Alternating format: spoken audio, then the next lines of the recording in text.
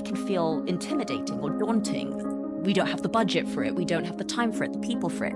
But you don't really need all that, because when broken down to its very basic unit, it's just about looking out for each other. Regardless of who we are, shape, size, race, gender, it's all about seeing somebody as a whole human being and giving them the autonomy and the agency and trusting them. When it comes to language, we use different language. Like, I'm fine with disability. I feel very unable to do many things, so I'm happy being called disabled. Whereas you prefer... I don't really like, personally, I didn't grow up with the word disabled. Maybe it just wasn't as common in my childhood vernacular, because dis means less than able to. We have different preferences. And I think when people try to enforce one way of using language, like you must say person of difference, you must say disabled person, it eradicates the diversity within the community of disabled, differently abled, handicapped individuals. Welcome to JEBCast. I'm your host today, Jen McCombie. In honor of Women's Month, we will be shining a spotlight on the incredible topic of diversity, equity, and inclusion. Joining us today, we have Sophia Hotung, illustrator and writer. She's been the recipient of the SCMP Hong Kong Culture Award and Harper's Bazaar Women's Visionary Award, along with and received many other accolades and has achieved so much. We also have Jess Chan. She is our investor solutions lead at JLL. She is an avid Hyroxer, CrossFitter, runner, surfer, and general fitness enthusiast. Without much further ado, I'll hand over to Sophia and Jess. Welcome. Thanks so much for having us. I'm a chronically ill writer and illustrator. I'm from Hong Kong. I'm Eurasian. And growing up in Hong Kong, I started collecting chronic illnesses, I guess, when I was 16 and didn't stop till I was 24. And I auditioned for this TEDx talk to talk about invisible disabilities and chronic illnesses, ended up getting paired with Jessica, who was also auditioning to talk about having achondroplasia and doing extreme sports and individual sports. And here we are today, I guess. Now we've ended up becoming disability advocates or difference advocates. Thanks, Jess. Yeah, so everyone thinks that I knew Sophia for a long time, but in reality, at the recording of this podcast, it's only probably been like 8 months. But I didn't know your mom very well. But I auditioned for the podcast, like what Sophia mentioned, was representation is actually really important. I think that's really important, especially this day and age. This month, or this, we actually have International Women's Day celebrating for 2025 tomorrow, and the theme is accelerating action for the global theme for IWD. And what I wanted to talk about was that anybody can do anything at any time, even despite your differences or being underestimated in what you can possibly do. So initially, I have a very visible difference, and I had an amazing childhood, which was very supportive, and that enabled me to do things that were beyond what people would have guessed that you're able to accomplish in sports or any physical activity. So that is my initial talk, but then our TED Talk became a version of our individual stories, but highlighting the idea that there are visible and invisible differences in all of us. Yeah. Right. There may be some personal stories that you can share just to elaborate on that you might have experienced. Sure. The TED Talk will, I think, come out later on this year on video through YouTube under the TED or TEDx account.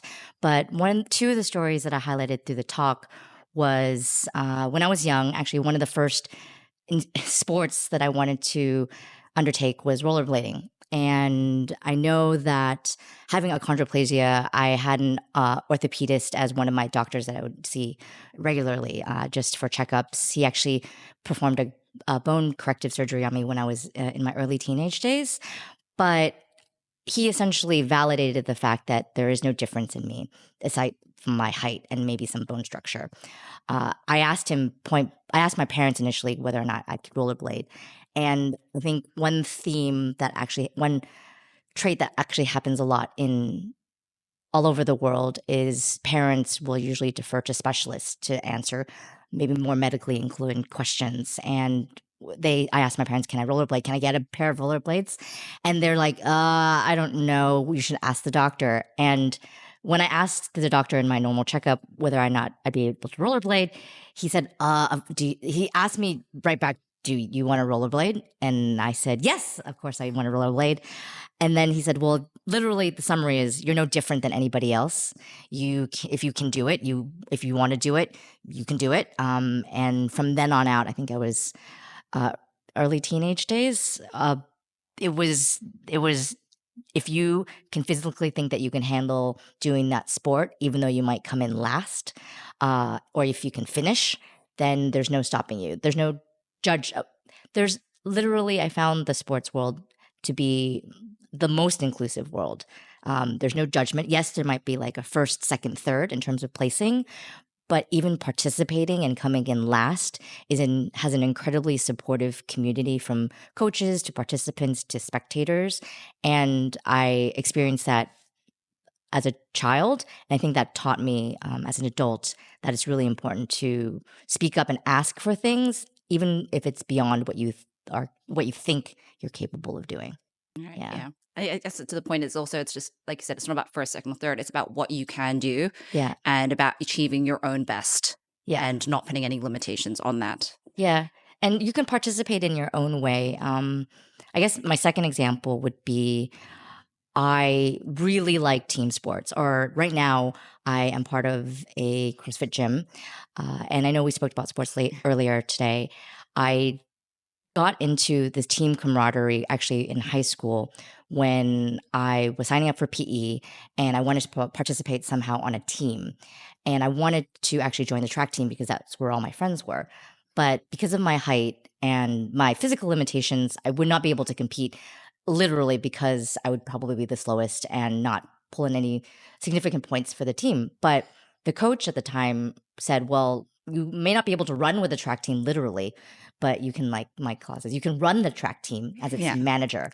So that was a really good way for me to feel included as part of a track team in high school, both in my junior year and senior year, Yeah. traveling with them, organizing them. That's probably what laid the foundation for my project management skills, but also they saw me as a critical conduit of the team, I hope.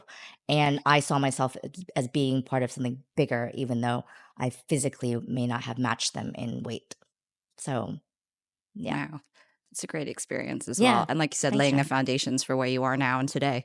Yeah, it's really important. Yeah, I think it's sometimes my parents were really supportive with never really saying no, just making sure that I was sure of the decisions I've made Yeah. and being protective to a point where it's safe. But they were not protective to the point where they let me, as a child and as a preteen, teen, and an adult, to feel things that the average human being would feel, which are normal feelings like being left out, feeling sad or angry or jealous. Those are all really important feelings that I think kids at a young age need to learn to feel. Mm. And then they themselves would need to learn how to cope with those feelings. And that evolves into how they would approach those feelings later on as an adult so that they can handle it in a mature manner versus sometimes I see maybe parents, and I see this with others. Maybe parents want to feel like they want to protect their child forever. So they isolate them from anything that may be they feel it's out of their comfort zone because they're too short or they're too, quote unquote, like disabled or different. But that's maybe not the most helpful way for the child later on in their life when maybe the parents aren't around. Yeah. Speaking of feelings, I guess, Sophia, you've had some of those experiences and those feelings as well. Yeah, well, it's interesting because when we first were put together for this TEDx talk, we were both pretty nervous because we actually had very different outlooks on what it was like to have a difference or be disabled. And my diagnosis story is very different. So Jessica was born with achondroplasia. I got my first chronic illness when I was 16. And I remember when I was getting diagnosed and going through this process of trying to figure out what was wrong with me, I was about 3 months out by the time I got diagnosed from these very big exams that you do in the UK when you're 16, called GCSEs. They're sort of the exams that matter the most. I think they're more important than A-levels to some degree. Yeah. And I was incredibly worried that I wouldn't be able to do my GCSEs and I would become unemployable. I'd never go to college, all this stuff. And everyone told me, my doctors, parents, teachers, everyone was like, Sophia, you're not going to let this disability define you. You're better than that. You're going to overcome this. You're strong. You're smart. And I felt galvanized by that. But I realized after maybe a year of really struggling to be stronger than these disabilities and to fight them and to overcome them, that I was really hurting myself. I was overlooking symptoms. I was thinking I was too strong, too good to go to a doctor, it would be weak for me to complain. It would be frowned upon or attention seeking if I flagged that I really wasn't okay. And it took a very long time. It took maybe 8 to 10 years for me to learn that it is okay to have limitations and to be curtailed and to feel like you can't achieve things. And I don't know if it's like the Hong Kong education system. I don't know if it's having like half Asian parents or anything, but I had always felt so much pressure to overcome the illnesses, to fight them. And all this combative, violent language actually hurt me more than the illnesses themselves. And only when I sat back and realized I didn't need to be the best, there were things I can't do, and that's okay, was I able to actually be more sustainably well and productive. And so superficially, it might look like Jessica and I are polar opposites of Jessica has the visible difference. I have the invisible disability. Jessica, you can do anything, and me, I can't. But Almost actually, not everything. it's not. Well, we're close. But it's actually this idea of we both do not look on the outside. What's on the outside does not reflect who we are on the inside. And we're dealing with a mismatch between what people perceive and assume versus what we can actually deliver who we are. And that's something that we have in common. And then at the same time, we've both learned through different pathways that it's not about what everyone else is doing. It's about our own personal records, our own bests, our own limitations, and how we want to function within our own goals. And when we start comparing ourselves to other, that's when it becomes a slippery slope. So one of the things we tried to hammer home in our talk and in our discussions to build up to the talk was this idea that we're not the opposite ends of some spectrum.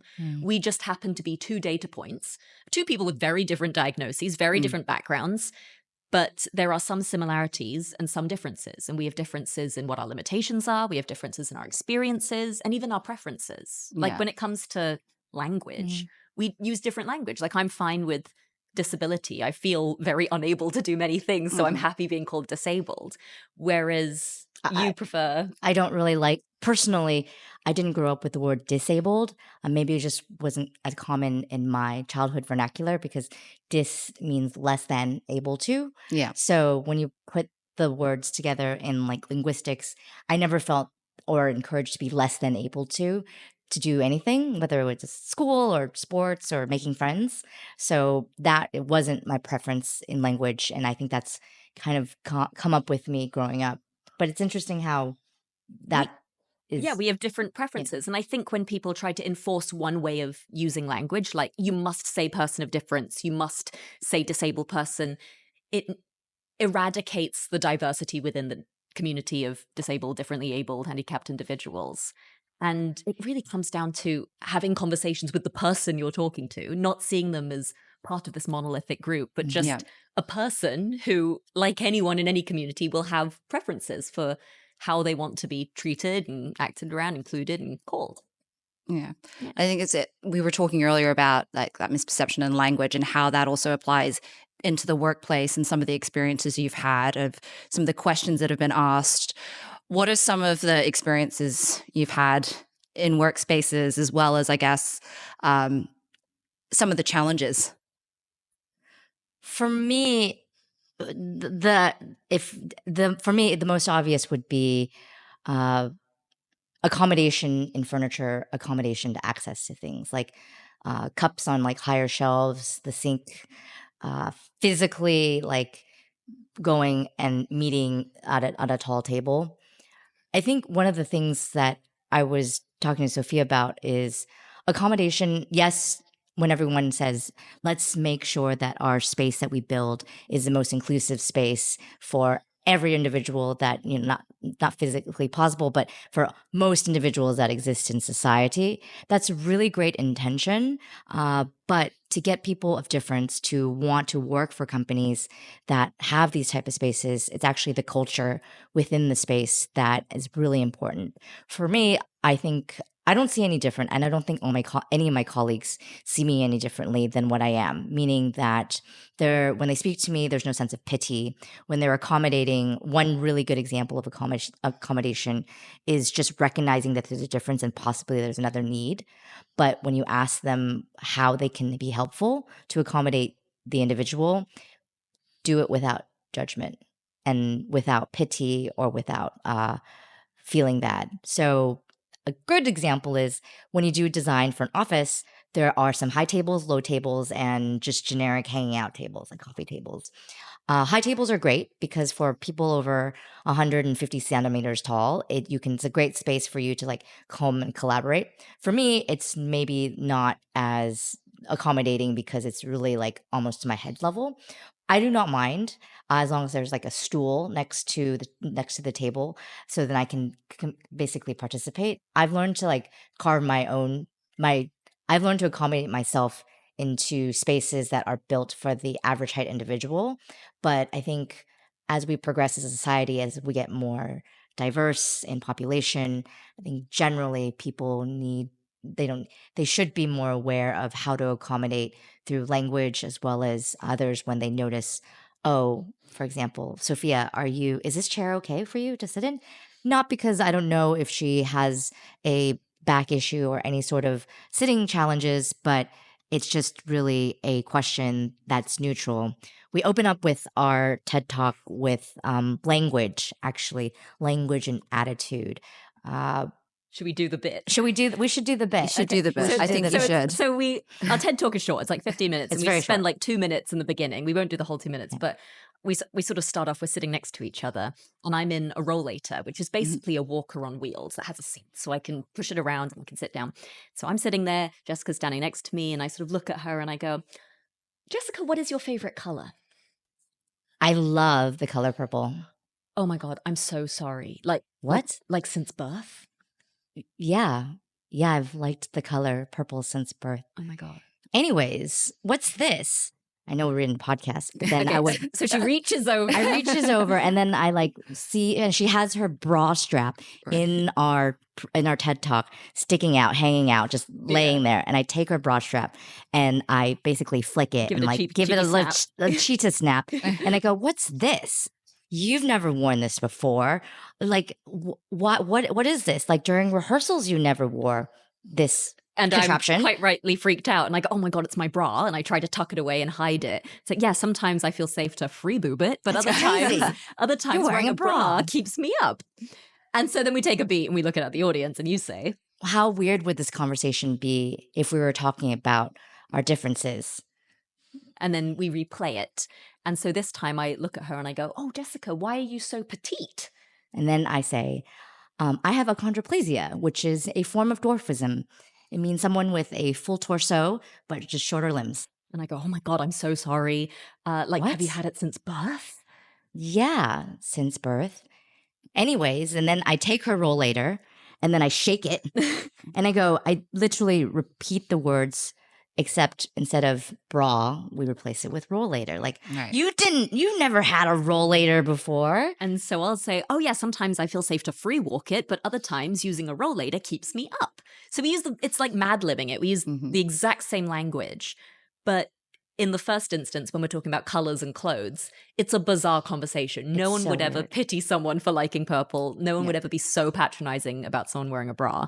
And yet we've both had similar conversations where someone's been like, oh my God, I'm so sorry you have achondroplasia. Or why are you using a rollator? Sometimes you don't. And it's this idea that these things, the achondroplasia, the rollator, are seen as unfortunate or seen as taboo. And to bring them up is uncomfortable when it really shouldn't be. We don't need to be like, oh, sunshine and rainbows, achondroplasia, rollators, but we can just see them as neutral. Because no one's cheering for you to like purple. No one's freaking out that you like purple. It's just, oh, purple. And so we try to introduce this neutral tone to language when it comes to difference and disability, because it makes it easier to talk about when you don't have to worry about people's feelings in a way that is not very necessary. Yeah. So some advice that we gave during the talk to the audience or the wider TED community was that you can just approach it approach it neutrally, and you see the individual as like a complete person, just a whole person. Beyond that, and anything else in addition to that whole person is just who they are. So it's like, think of 3 facts about yourself. Like, Yeah. hi, I'm Sophia. I like drawing. I have chronic illnesses, and my favorite color is yellow. Those are like 3 neutral facts. And when you start to see illnesses, disabilities, diagnoses, differences, not even medical differences, like any sort of difference, as just another fact about you, it's a lot easier to talk about things without tone and social mores and things like that getting in the way. Totally. And I think, Jess, you mentioned as well, it was an incident in the MTR and having that language and tone, was it? Oh, no, it was actually the MTR situation, I think might have been. Oh, is that me? Sophia, that was Yeah, Sophia. sorry. No. It's about, so I had the airport experience. Oh, yours the airport experience. transport. Transport is so fun. No, but sometimes, so today I'm free walking it, but I use a series of different mobility aids depending on what I'm doing in a day, how I feel during the day, what my footwear is during a day. So let's say I have a day where I wake up and I feel like I've been hit by a bus and I need to walk to the studio to record a podcast and I need to take the MTR. I run the risk of not getting a seat on the MTR if I look like this, if I look able-bodied and fairly young. And I've had experiences where I'll take a seat on the MTR without a mobility aid and get tutted at or yelled at or eyed for being that sneaky young person who's stealing a chair from a papa or like a older person or a pregnant lady. And I have an invisible disability. I don't look like I deserve the chair. And so I will bring my rollator so I can sit down, or I'll bring a cane and then people will get out of my way. And in the beginning, I used to feel really guilty about that. I used to feel so guilty that I was using a prop to get people to treat me nicer. I felt like that was manipulative and that was evil of me. And it wasn't until I was watching YouTube videos, and there's a YouTube creator. Oh my goodness, I can't remember his name, but his name's Paul, and he is visually impaired. He's a blind illustrator, so I really like his content.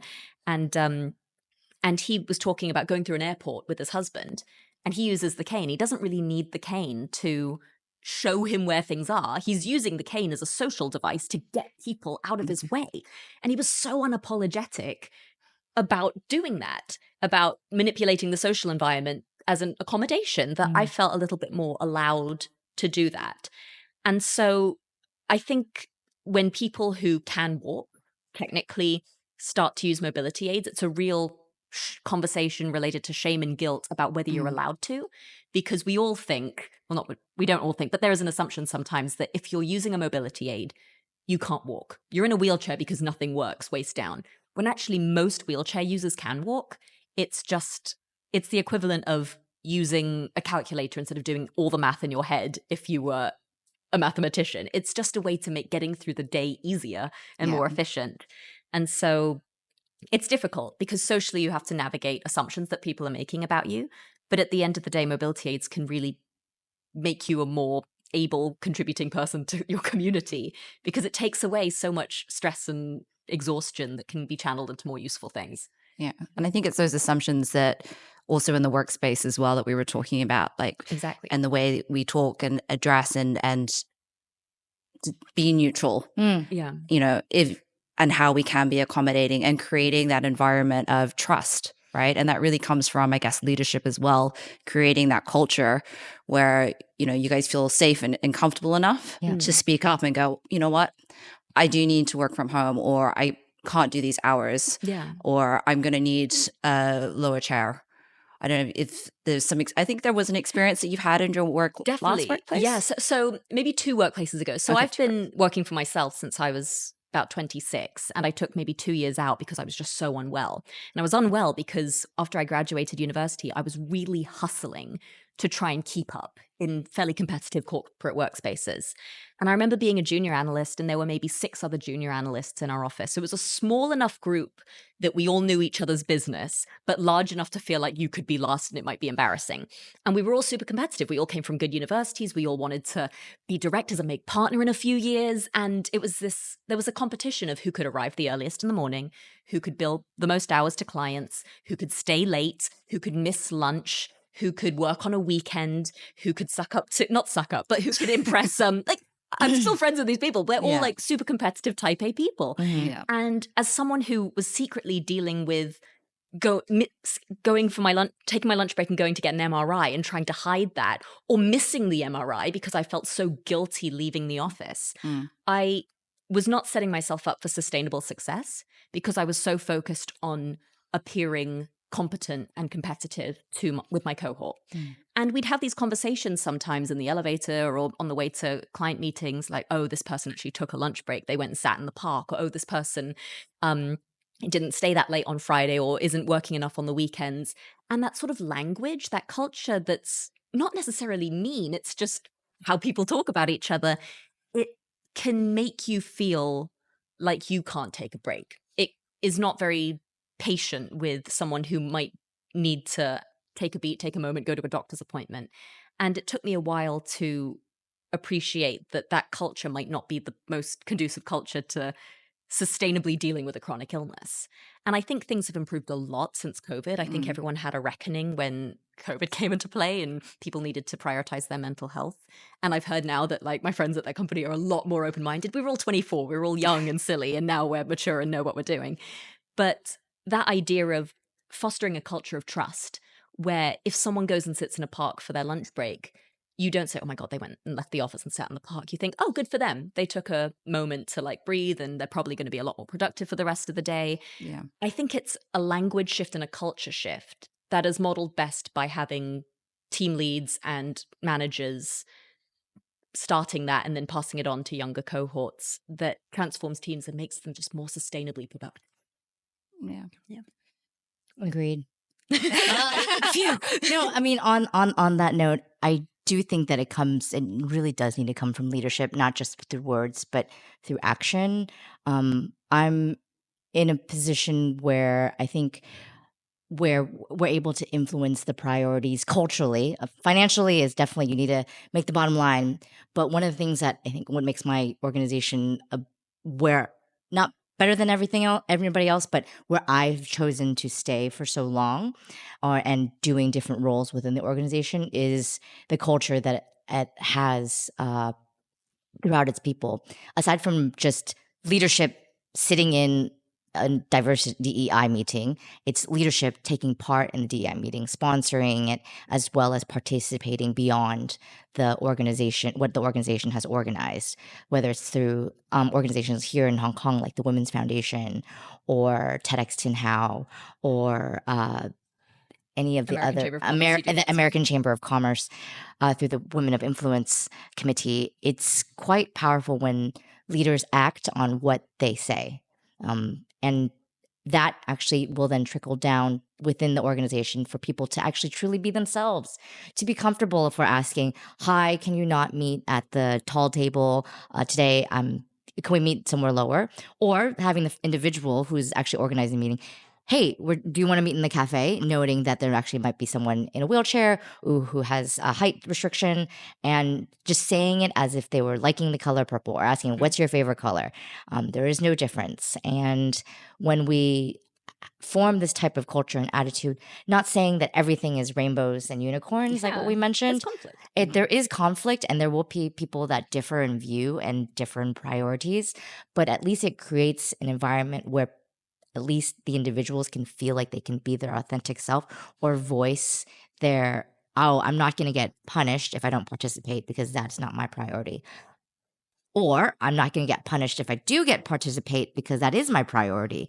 It's giving the audience and the community and the organization choice without having it neither bad or good. It's neutral. You can choose to participate. That's okay. You can choose not to participate. That's okay. You can choose to support the individuals around you and learn something. Or if you are super busy or you don't have enough time, or that's not your priority because of family that is seen or unseen that we know of, that is something that we view everyone's prerogative in my organization as neutral. Like, everyone has very different lives and they live very differently in terms of what is important to them, but it's all important.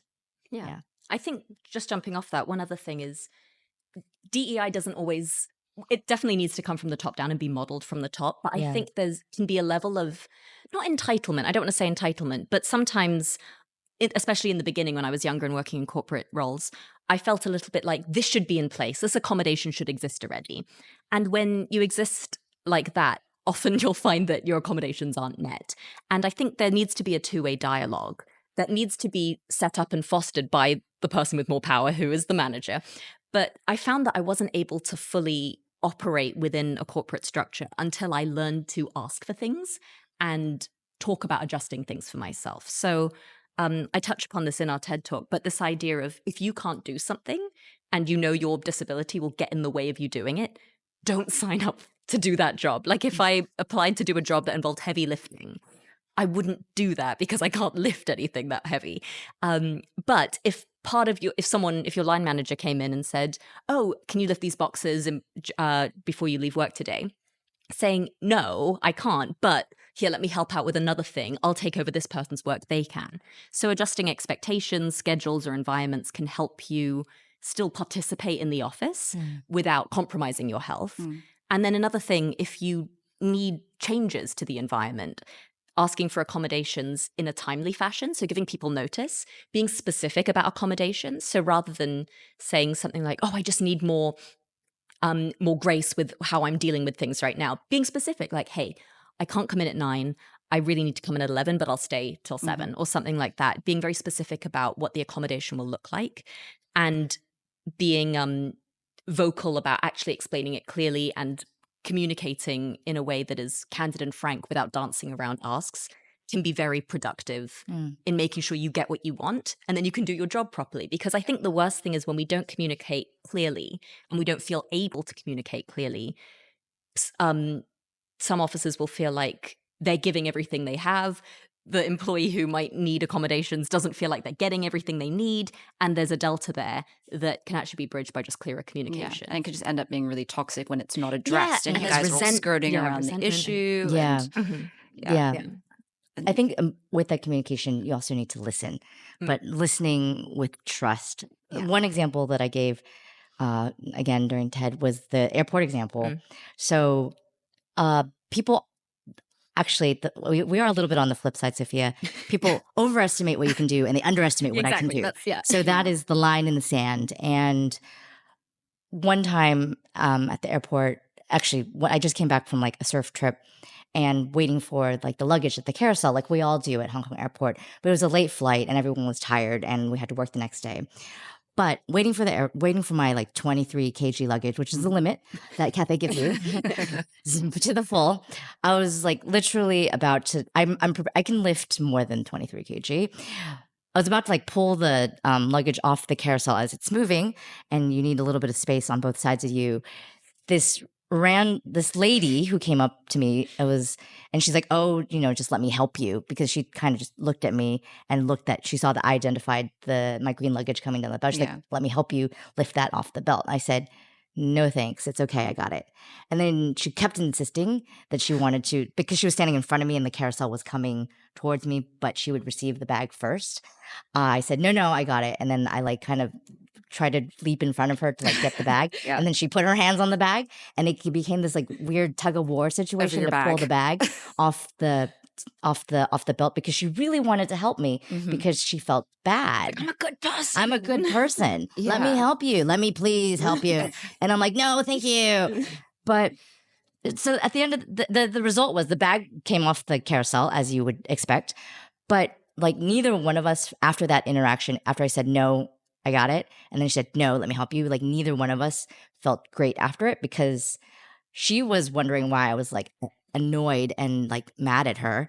And then I was wondering why I didn't really care what she was. I was frustrated that she wasn't listening to me. Exactly. Because she made a snap judgment. She made a judgment that I wouldn't be able to do it.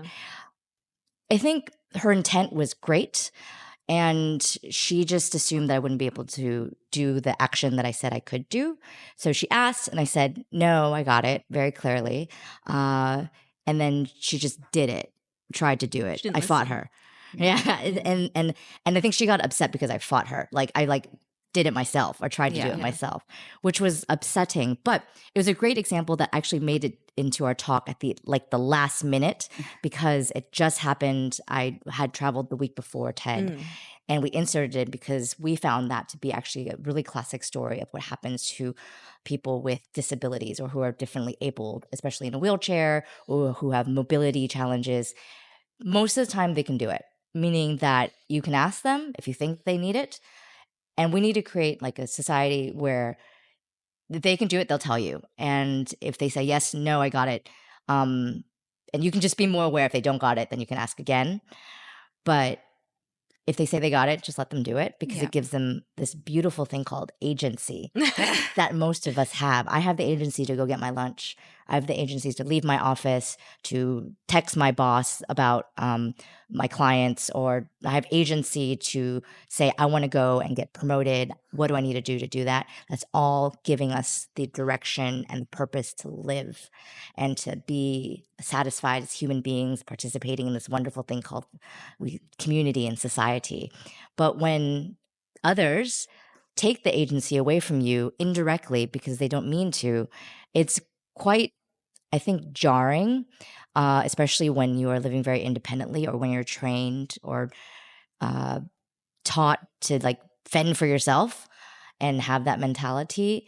The intent, there's no wrong to that intent, but the next step, I think, as culture should have it, needs to be a little bit more thoughtful on people are neutral. Meaning if I can ask you, Jen, do you need help with your luggage? And you'd be like, no, I got it. Or yes, I actually do need help with my luggage. Yeah. And I'll be like, great, let me help you. We believe you. We believe that you need help with your I believe that you do need help with luggage. Yeah. When you say yes. Or when you say you don't, then I believe you that you don't. You don't and your come and steal my bag. Yeah. So your experience with the luggage is, do you need help with your luggage? And you'll be like, no, I'm good. And they're like, well, I'll help you anyway. And you're like, no, I'm good. Yeah. And then with me, it's like, do you need help with your luggage? Yeah, actually, I really do. You'll be fine. Yeah. Yeah. So it's, or can I help you with your luggage? I don't want to say, you would ask me, can you help me with my luggage? Like, why do you need my help? Yeah, Yeah. literally. Well, one thing you said that reminded me is, I think a lot of the time we're not listened to or believed because there is an implicit subconscious infantilization of certain people with differences or disabilities. Like we were talking earlier about Disneyland, not to throw Disneyland under the bus, love Disneyland. Theme park. Theme park. But I love Disneyland. Disneyland specifically, they do a great job of creating an environment that is wheelchair accessible. So when I go to Disneyland, I use a wheelchair. It's a lot of walking. I couldn't do it otherwise. And it's great. If you take a wheelchair, you can go off the pavements really easy. There are a lot of dips. There's a lot that you can do. You can go right up to the ride in a wheelchair. And you even get to cut the queue sometimes for like It's a Small World. So shout out. But one thing I notice is that while Disneyland is very physically accessible, it is not socially accommodating.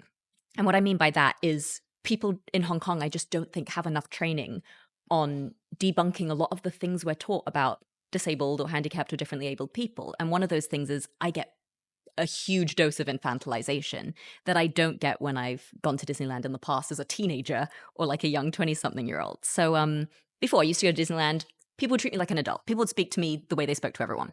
When I started going in a wheelchair when I was about 25, 26, 27, they ask you when you get to the front of the ride, oh, can you transfer from your wheelchair to your chair? But they don't actually ask you in the wheelchair. They'll go to your friend who can walk and they'll be like, can she transfer? And I'm like, oh no, yes, I can. Thank you. And like get up and it's fine. But they'll also talk to you in a way that's very like they're talking to a child whose English isn't great. So I'll have people speak very slowly to me, very loudly to me, and they will speak like this, but then they'll turn around to the person I'm with, who is an adult as well, and be like, yeah, if you can just leave your bag there, that's fine. Leave your bag. And I'm like, why is this language being used towards me? And so there's the speaking part, and there's also the physical treatment part. So there's the Lion King show, Disneyland, big fan. And I always go with my family and my friends, and the way it's constructed is it's sort of done in the round. And it's done with bleachers and the stages at the bottom. So everyone's looking down at the stage. And if you're in a wheelchair, you get wheeled to the front. And so you're on the edge of the stage. And your friends usually sit a few rows behind you. And so I'm alone most of the time at the Lion King show. And I've been in the front row as a kid. It's fine. You sort of wave and people sort of smile at you and that's it. But when you're in a wheelchair, the performers are told to come up to you and they'll high five you. So I'm like, oh, I'm getting high fives. Okay, that's weird. And then I got patted on the head. And I was like, Oh my ooh. God. And then I got my hands held and I had a sort of meaningful look in my eyes, like, oh, bless you, child. I'm 27. I'm like 29. I'm 30 now. And they still do it. And it's bizarre. And I don't quite know whether to be like harsh on myself and be like, come on, Sophia, it's Disney magic. Everyone gets that treatment.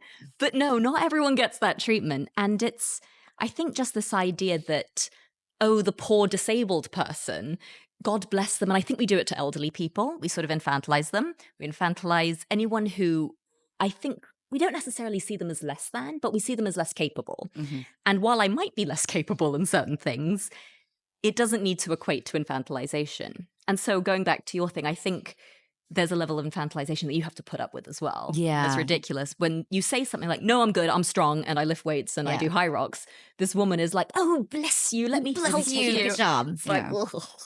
Yeah.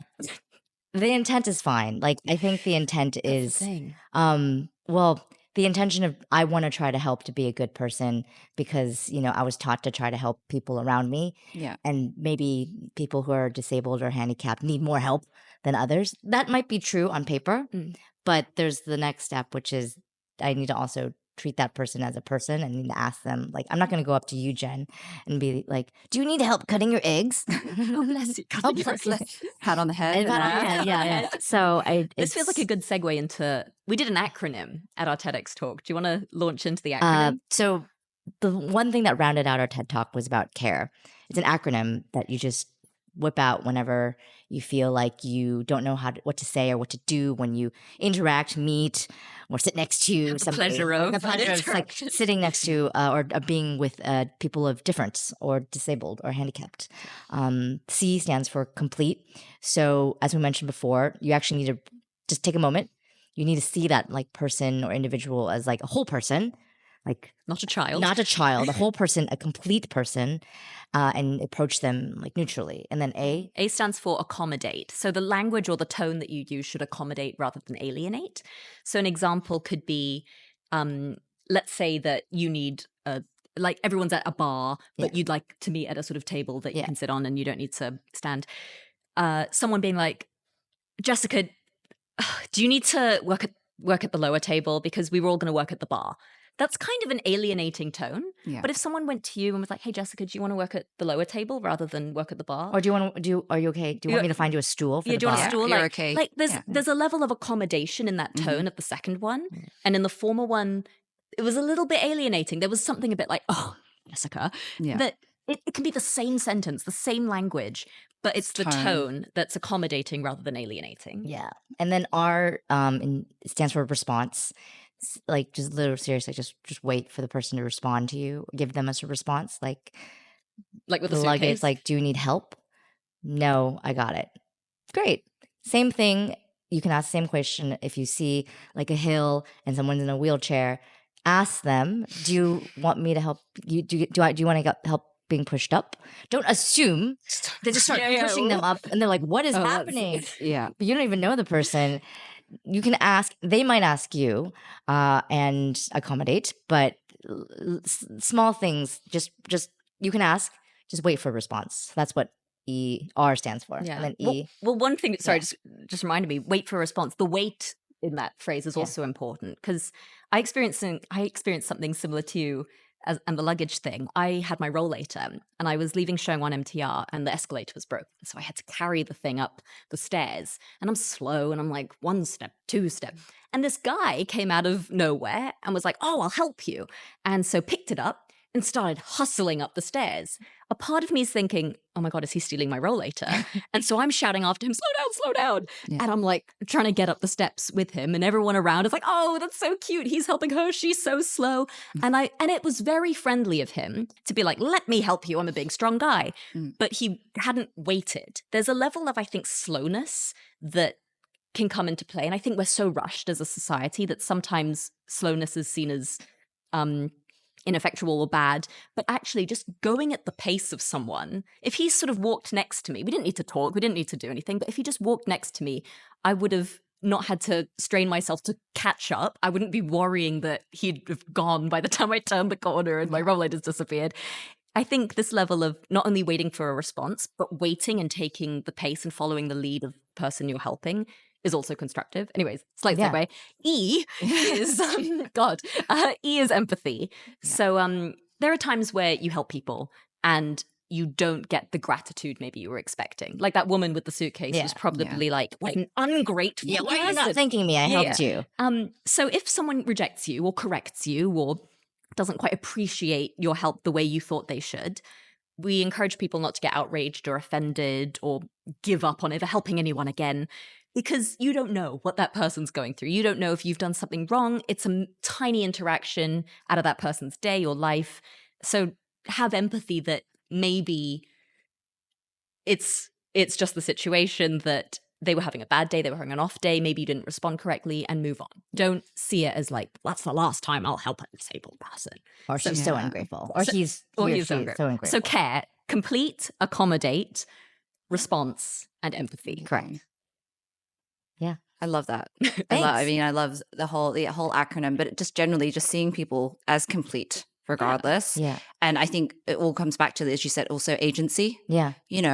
Everybody, regardless of who we are, shape, size, race, gender, it's all about seeing somebody as a whole human being and giving them the autonomy and the agency and trusting them and just general respect. Yeah. It comes down to very basic principles about how we treat one another. Exactly. Yeah. So are there any, I guess, last takeaways that you want to share in terms of I think tips and advice? Honestly, going off of what we talked about, it all whittles down to very basic principles. When we think of DEI, when we think of different practices and structures and frameworks on how we can create safe spaces and inclusive spaces and accessible spaces in work environments and communities, we can get really bogged down in terminology. We can get really bogged down in best practices. But at the end of the day, it just is about looking out for each other. Yeah. And we can sort of philosophize and pontificate as much as we want. But at the end of the day, are you looking out for your team? Everyone, especially in an office setting, has team members. They have someone above them or below them. Are you looking out for those people? Do you know about those people? Are you interested in how they're getting on? I think at the end of the day, it's just being a human being that is part of a community and looking out for each other. Yeah. And it's as simple as that. And you don't really, like, DEI can feel intimidating or daunting. We don't have the budget for it. We don't have the time for it, the people for it. But you don't really need all that, because when broken down to its very basic unit, it's just about looking out for each other. Yeah, I agreed. Especially I'm from a large corporate, opposite of Sophia. And it's in addition to the great space one would build for their employers or employees, whether it's through furniture solutions or just layout and plans, it needs to be about like the culture and how people use the space that you ultimately build, not just physically, but also like through language. So that is one thing that when we do build spaces or try to change culture within large corporates, because I can only speak for large corporates, you need to give people the option. They can opt in or opt out, but both options are neutral, meaning that whether one opts in to participate in inclusion initiatives or not, it's their prerogative. But obviously you want to get more people to participate, whether through actually being in it or being vested in it, is actually important. So I think from a workplace standpoint, it's a lot to do with leadership and the language, and the people that. If it starts at the top, it trickles down. Yeah, completely. And not being afraid to have those honest conversations. Just be frank and transparent, like you said. Yeah. With any person in the workplace. Yeah. I'm sorry, I can't do this right now because of this, but I can do that. Yeah. And modeling the language you want your team to use, I think. Yeah. Solutions.